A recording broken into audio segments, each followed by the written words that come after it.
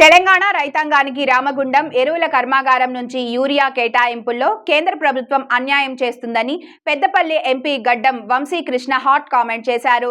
రామగుండం ఎరువుల కర్మాగారాన్ని సందర్శించిన ఆయన యూరియా, అమోనియా ఉత్పత్తి సరఫరాపై అధికారులను వివరాలు అడిగి తెలుసుకున్నారు. అనంతరం మీడియాతో మాట్లాడారు.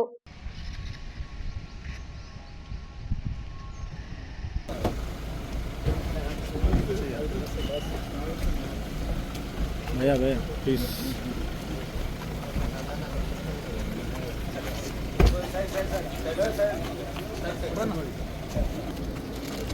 वन सर खुद okay okay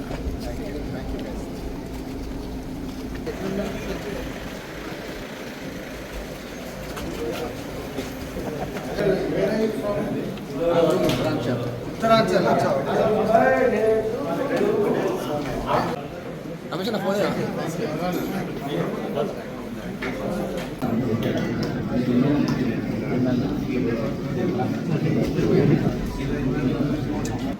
government of India's అలొకేషన్లో తెలంగాణ రాష్ట్రానికి లాస్ట్ ఇయర్తో పాటు ఇప్పుడు అడిగిన వరకు సీజన్ పాస్ అయ్యారు మొత్తం ఇదే condition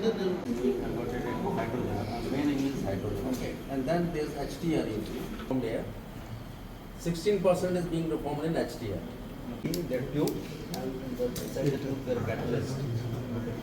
Temperature the mixture is a mixture. We are getting hydrogen also and side by side we are getting carbon dioxide. this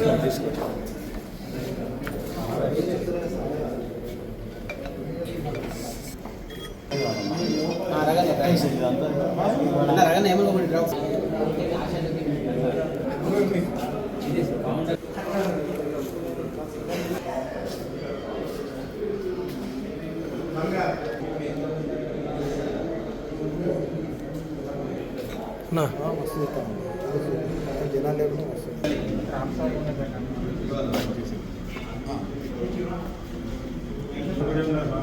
Provides steam that unconverted. What will be the net loss of the plant?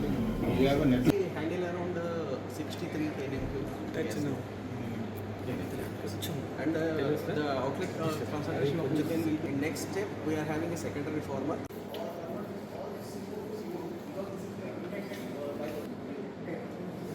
ఇవన్నీ individual formulas చేసుకోవచ్చు.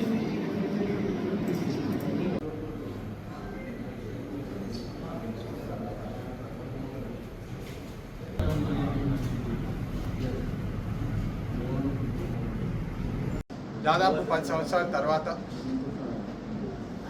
ఇవాళ మన రైతాంగం మళ్ళా కష్టాలు చూస్తుంది. Urea shortage అని చెప్పి గత నెల రోజుల నుంచి నడుస్తున్నది మీరు అందరు చూస్తున్నారు. మరి ఈ విషయం పైన బీజేపీ పార్టీ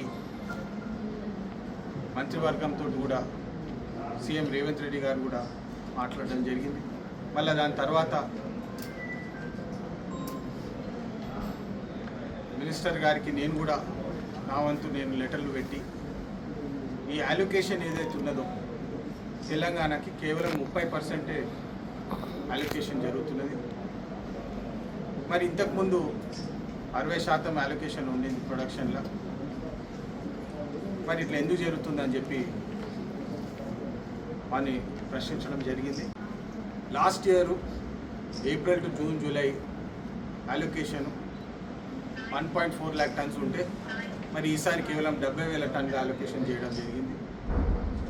మళ్ళీ ఇప్పుడు కూడా బ్యాలెన్స్ సీజన్ కూడా 60% నుంచి 30%కి తగ్గివేసినారని చెప్పి స్పష్టంగా తెలుస్తుంది. దీన్ని ఎట్టి పరిస్థితుల్లో మేము వ్యతిరేకిస్తాం. బీజేపీ పార్టీ స్టేట్స్కు ఉన్నది అలొకేషన్ తెలంగాణ స్టేట్కి వచ్చేది కూడా డైవర్ట్ చేసి బీజేపీ పార్టీ స్టేట్స్కి తీసుకుపోవడం ఎంత న్యాయం అని చెప్పి ప్రజలు కూడా గమనించాలి.